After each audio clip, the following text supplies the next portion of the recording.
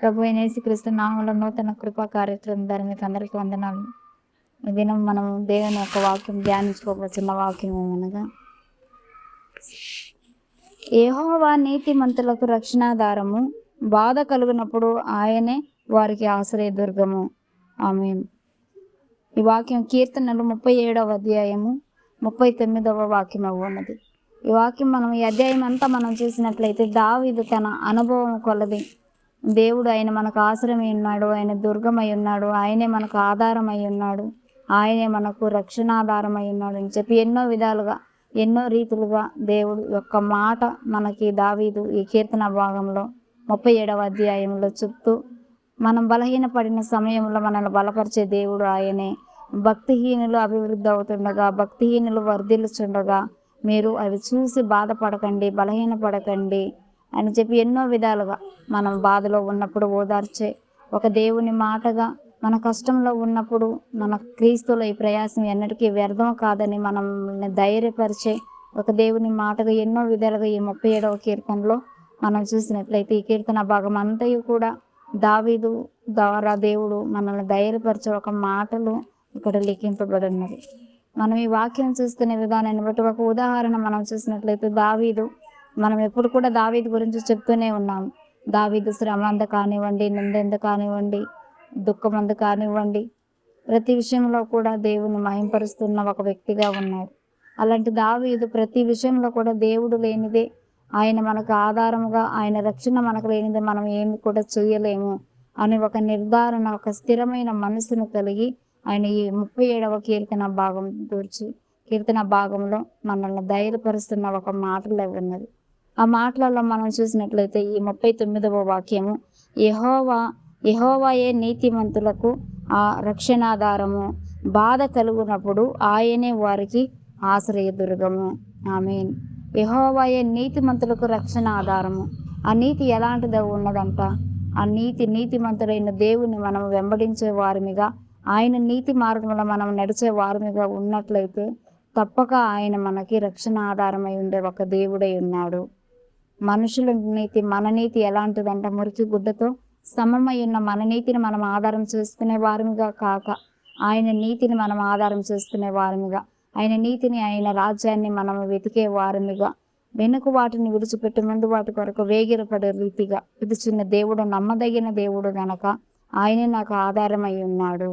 నీతిమంతునిగా నేను ఆ నీతిమంతుని యొక్క హస్తాన్ని నేను పట్టుకొని, ఆ నీతిమంతుని యొక్క రక్తం ద్వారా నేను కడగబడి ఉన్నాను కనుక ఆ నీతిమంతుడైన నా దేవుడు నన్ను నడిపించే ఒక దేవుడై నాకు ఆధారము, నన్ను నడిపించినని మనం ధైర్యంగా చెప్పగలిగేది ఎప్పుడంట, ఆయన నీతిలో మనము నిలబడినప్పుడు మాత్రమే, ఆయన నీతి మార్గంలో మనము నడిచినప్పుడు మాత్రమే ఆయన మనకు రక్షణ ఆధారమై ఉంటాడు. అలాగే మనం కింద వాక్యం చూడండి, అలాగే వారు బాధ కలుగునప్పుడు ఆయనే వారికి ఆశ్రయదుర్గము. ఆమేన్. ఆయన నీతి మార్గంలో మనం నడుస్తూ బాధ కలిగినప్పుడు, లోకానుసారంగా మనకిష్టమైన మార్గంలో మనం నడుస్తూ బాధ కలిగి దేవుడా మాకేం చేస్తావని అడిగే వారిగా కాదు ఆయన మనకు చెప్పుండు. ఆయన నీతి మార్గంలో మనం నడుస్తూ ఉన్నప్పుడు, బాధ కలిగినప్పుడు ఆయన మనకి ఏమై ఉన్నాడంట, ఆయన ఆశ్రయ దుర్గమై ఉన్నాడు. ఆయన మనకు ఆశ్రయ దుర్గమై ఉన్నాడని నేనంటే, ఆశ్రయంగా తల దాచుకున్నట్టుకు మనకు ఆయనే ఆధారము. దుర్గం అంటే ఆయనే మనకి కోటగా, ఆయన చుట్టూకు మంచు ఆవరించినట్లు మనల్ని ఆవరించి మనల్ని నడిపించే ఒక దేవుడు ఉన్నాడు. ఈ విషయంలో ఉదాహరణకు మనం తీసుకోవాలన్నట్లయితే నయోమిని, రూతుని చూడండి. వారిద్దరు కూడా అత్తాకోడళ్ళు. నయోమి తన బిడ్డలని, భర్తను తీసుకొని ఆమె బ్రతుకుటకు ఆమె ఎక్కడికి వెళ్ళిందంట, మోయాబు దేశానికి ఆమె వెళ్ళింది. ఆ దేశానికి వెళ్ళినప్పుడు సమస్తము కోల్పోయినది. ఆమె సమస్తము కోల్పోయిన తర్వాత మరలా ఆమె తిరిగి బెత్లెహేమైన తన సొంత దేశానికి ఆమె వచ్చింది. ఆ సొంత దేశానికి ఎందుకు వచ్చింది? నేను ఈ దేశానికి సమస్తము కోల్పోయి, నేను కరువు నేను ఒక నేపంతో నేను అక్కడికి వెళ్ళాను, కానీ సమస్తము కోల్పోయాను.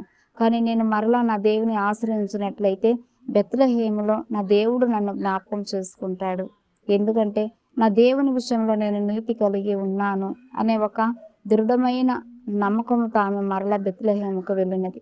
ఆమె వెళ్తున్న ఆ సమయంలో తన కోడలు కూడా రూతు ఆమెను వెంబడించింది. ఏమని వెంబడించింది? అప్ప నీ దేవుడే నా దేవుడు, నీ జనులే నా జనులు, నువ్వు ఉన్న దేశమే నా దేశము అని చెప్పి ఆమె వెంబడించింది. మరణం తప్ప మన ఇద్దరిని కూడా ఏది కూడా వేరు చేయకూడదు అని చెప్పి ఆమె తన అత్తను వెంబడించింది. అలా వెంబడించిన ఆ సమయంలో నయోమి యవ్వన ప్రాయంలో ఉన్న రూతుని ఆమె ఎలా నడిపించగలిగింది?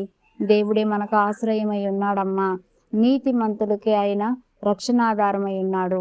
కాబట్టి ఆ నీతి మార్గంలో మనం నడిచినంత వరకు, ఆ నీతిమంతుడైన దేవుని మనం వెతికినంత వరకు మనకు ఆయన రక్షణాధారమై ఉన్నాడు. మనుషుల చేతికి మనల్ని అప్పగించక ఆయన మనల్ని నడిపించే దేవుడై ఉన్నాడని చెప్పి ఆ నీతిమంతుని వైపు చూచుటకు ఆమె కోడలకి ఎంతో సపోర్టుగా, ఎంతో సహాయకంగా ఆమె ఉన్నది.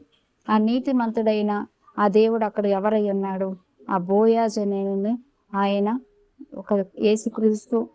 మనం చూసుకున్నట్లయితే ఆ యేసుక్రీస్తు అనడానికి ఒక ఉదాహరణ, ఆయన దేవుడు అనడానికి ఒక ఉదాహరణ, దేవుని మార్గంలో ఆమె నడిచిందని చెప్పడానికి ఇక్కడ లోకానుసారముగా రూతు బోయాజు ద్వారా ఆశీర్వదింపబడింది అని ఉన్నది. అలాగే మన బ్రతుకులను చూసుకున్నట్లయితే రూతు తన ఇష్టానుసారంగా ఆమె ఆ పట్టణానికి వెళ్ళి ఆమె వెళ్ళలేదు. తన అత్తను అడిగినది, అత్త నీకు ఇష్టమైతే, నీకు చిత్తమైతే నేను పరిగెలు ఏరుకొనుటకు నీకు ఇష్టమైన పొలంలోనికి నేను వెళ్ళదనంటే ఆమె వెళ్ళమని ఆజ్ఞాపించింది, సెలవిచ్చింది. కానీ తన ఇష్టానుసారమైన రీతిగా ఆమె రూతు వెళ్ళలేక అత్త చెప్పిన మార్గంలో ఆమె నడిచింది. పరిశుద్ధాత్మ దేవుని యొక్క మార్గంలో మనం నడిచినట్లయితే తప్పక మనము ఈ దినము మన స్థితి కొద్దిగా ఉండొచ్చు, కానీ రాబోయే కాలంలో దేవుడు మన స్థితిని మహా అభివృద్ధి పరిచే దేవుడు ఉన్నాడు. అలాగే రూతు పరిగెలు ఏరుకొనుటకు రూతు పొలంలోనికి వెళ్ళింది. అప్పుడు ఆమెకు బాధ లేకుండానే పొలంలో ఆమె పరిగెలు వేరుకొనిచ్చారు జనాలు. ఆమె దుఃఖపడకుండానే ఆ పొలంలో పరిగెలు వేరుకుంటూ కన్నీరు విడవకుండానే ఆమె పొలంలో ఆమె సాయంకాలం వరకు కాచుకొని ఆ పరిగెలు ఏరుకొని వచ్చిందా? లేదు. ఆమె ప్రతి కన్నీరు కూడా ఆ పొలంలో, ఆ భూమి మీద పడ్డాయి. ఆమె ఎందుకు దుఃఖపడింది? ఆమె పరిగెలు వేరుకుంటూ ఉంటే లోకానుసారముగా చుట్టూ ఉన్న వాళ్ళు ఆమెను ఏమనేవారు? ఈ బోయాజు ఎవరు? ఈ రూతు ఎక్కడి నుంచి వచ్చింది? ఈ రూతును మాత్రమే అధికముగా పరిగెలు వదిలిపెట్టి రూతు ఏరుకునేటట్లుగా చేయమని చెప్పి ఈ బోయాజు ఆ పనివానికి ఎందుకు ఆజ్ఞాపించాడు అంటే ఈ రూతుకి ఆ బోయాజుకి ఏదో సంబంధం ఉన్నది. ఇలా లోకానుసారమైన ఎన్నో మాటలు మాట్లాడుకునే ఒక మనుషుల మధ్యలో ఆమె ఆ పరిగెలు కన్నీటితో ఆమె ఆ పరిగెలు ఏరుకుంటూ ఉన్నది. మనం ఈ వాక్యంలో చూస్తున్నట్లయితే కన్నీటితో విత్తువారు సంతోషగానంతో పనులు మోసుకొని పోదురు అని ఉంది కదా. అలాగే ఆమె కన్నీటితో అక్కడ ఆమె కింద పడిన ఆ పరిగెలు ఏరుకుంటుంది, కానీ ఆమె కన్నీరు ఆ స్థలంలో, ఆ భూమి మీద విత్తబడినవి. ప్రతి కన్నీటికి, ఆమె దుఃఖానికి, ఆమె వేదనకి, ప్రతి ఒక్క కార్యంలో కూడా ఆయన హృదయాంతరంగం ఎరిగిన దేవుడు కనుక ఆమె బాధను చూశాడు, ఆమె కష్టాన్ని చూశాడు, ఆమె దుఃఖాన్ని చూశాడు, ఆమె ఒంటరితనాన్ని చూశాడు. సమస్తము చూసిన దేవుడు ఆయనే ఆధారముగా ఉండి, ఆయనే ఆశ్రయముగా, దుర్గముగా ఉండి వారు బాధపడుతున్న ఆ సమయంలో వారికి రక్షణాధారమై, వారికి తోడుగా ఉండి ఆయన వారిని నడిపించాడు. కాబట్టి అలా ఓపిక సహనముతో ఆ పొలములో, ఆ దుఃఖములో కూడా పరిగెలు ఏరుకొని వస్తూ తన అత్తని పోషించుకుంటూ ఆమె వాటి ద్వారా బ్రతుకుతూ కాలం గడిపిన కాలంలో ఇవన్నీ చూస్తున్న ఆ బోయాజు ఆమెను ఆశీర్వదించి, కుమారి ఈ పొలంలోనే నీవు ఉండవమ్మా అని ఆమెకు ఆయన ఆజ్ఞాయించాడు.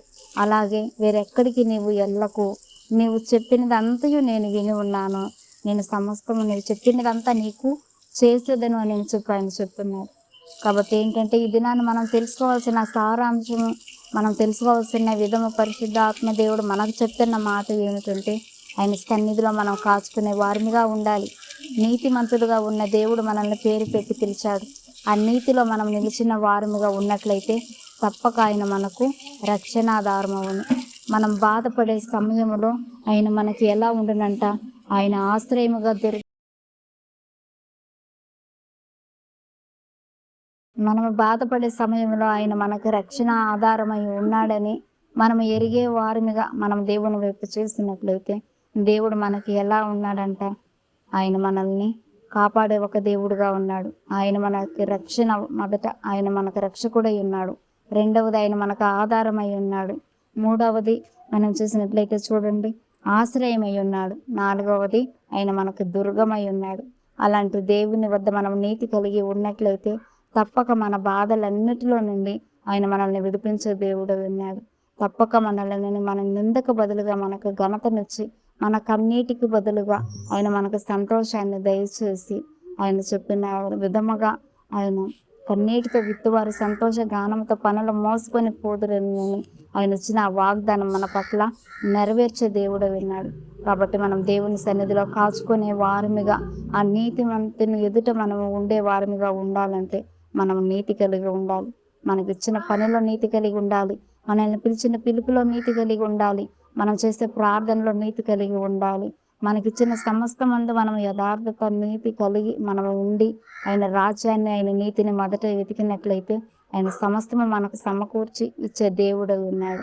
ఈ దేవుడే మన దేవుడుగా ఉండి ఆ దేవుడిని మనం అందరం కూడా నీతిమంతులముగా ఉండి ఆయన వెంబడించే వారముగా ఉండుగాక. దేవుడి మాటలను దీవించిన గాక. ప్రార్థించుకుంది. స్తోత్రం స్వామి. పరిశుద్ధాత్మ గల మా దేవానికి వందనములు, స్థితులు, స్తోత్రములు నాయన. నిజ ప్రభా ఈ వేళలో యేసయ్య నీతిమంతుడైన యెహోవా అయా నీ నామ మహిమార్థము కొరకు నైనా మమ్మ జ్ఞాపకం చేస్తున్నందుకు వందనములు స్వామి. అయా నీతిమంతులకు నీవు ఆశ్రయ దుర్గముగానైనా నీతిమంతులకు నీవు నైనా ఆధారముగా ఉండి ప్రభువా అయా నీతిమంతుల్ని నడిపించే దేవుడుగా నీవు ఉన్నావని నైనా మేము ఎరిగే వారిముగా మేము గ్రహించే వారిముగా ప్రభువా నీ వాక్యం ద్వారా అయ్యా మాతో మాట్లాడినందుకు వందనములు స్వామి. అయా నీతిమంతులకి బాధ కలుగు వేళలోనైనా వారికి నీవు ఆశ్రయ దుర్గమై ఉన్నానంటున్నావు కదా తండ్రి. నీవే మా ఆశ్రయము దుర్గముగా ఉండి ప్రభువ లోకానుసారమైన బలహీనతలను బట్టి మేము బాధపడే వారముగా కాకయ్యా. పరిశుద్ధాత్ముడా నన్ను బలపరచువాని ఎందు నేను సమస్తము చేయగలనని నాయన నీవు మమ్మ బలపరిచి ప్రభువ నీతిమంతుడైన యెహోవా నీ నీతి మార్గములో మమ్మ నడిపించి నాయన మా చేయి పట్టుకొని ప్రభువ మా బలహీనతల ఎందు మమ్మ బలపరచు తండ్రి. అయా స్తోత్రం. నీవే మార్గము సత్యము జీవమయ్యండి మమ్మ నడిపించమని నాయన యేసుక్రీస్తు నామములో ప్రార్థిస్తున్నాము స్వామి. ఎంతమంది బిడ్డలైతే అయ్యా నీ నీతి మార్గంలో నడుస్తున్నాయన బాధపడుతున్నారో నాయన అయా నిందకి నైనా అవమానానికి గురి ఉన్నారో ప్రభువ ప్రతి బిడ్డని జ్ఞాపకం చూసుకోయ్యా. నీతిమంతుడవైన నా దేవా నీ నీతి మార్గంలో నడుస్తున్న ప్రతి బిడ్డల్ని నాయన స్తోత్రము స్వామి. నీవు జ్ఞాపకం చేసుకునే దేవుడుగా ఉండేయ్యా. నిశ్చయముగా ముందుగతి రానే వచ్చున నీ ఆశ భంగము కానేరదు అంటున్నావు కదా నాయన. నీ నీతిని బట్టి ప్రభువ లోకానుసారమైన బాధలకి నైనా శ్రమలకి నిందలకి అవమానానికి గురి అవి ప్రభువ బలహీనపడే ప్రతి బిడ్డలని నైనా మేము వేళలో నువ్వు నైనా జ్ఞాపకం చేసుకొని తండ్రి అయ్యా వారిని నైనా స్తోత్రము స్వామి. నీవు ఆశ్రయము దుర్గముగా ఉండి నాయన వారి బాధ తొలగింప చేసి నాయన నీ సమాధానం ఆ బిడ్డలకు దయచేయమని ప్రార్థిస్తున్నామయ్యా. వాక్యం వింటున్న ప్రతి బిడ్డని జ్ఞాపకం చూసుకొని ఆయన నీతిమంతుడైన యెహోవా నీవే మార్గము సత్యము జీవమై ఉన్నావని నిన్ను వెంబడించే వారిమిగా నీ మీద ఆధారపడే వారిమిగా నాయన అయా పట్టజాలనంత విస్తారముగా దీవెనలు కుమ్మరించే దేవుడివి నీవేనని నాయన అయా స్తోత్రము స్వామి. అయా నిన్ను ఆనుకునే నాయన స్తోత్రము స్వామి. నీ సన్నిధిలో కాసుకోగలిగిన భాగ్యాన్ని కృపని మాకు అందరికీ దయచేయమని యేసుక్రీస్తు నామములో ప్రార్థించి అడిగి వేడుకుంటున్నాము తండ్రి. ఆమేన్. అందరికీ వందనాలు.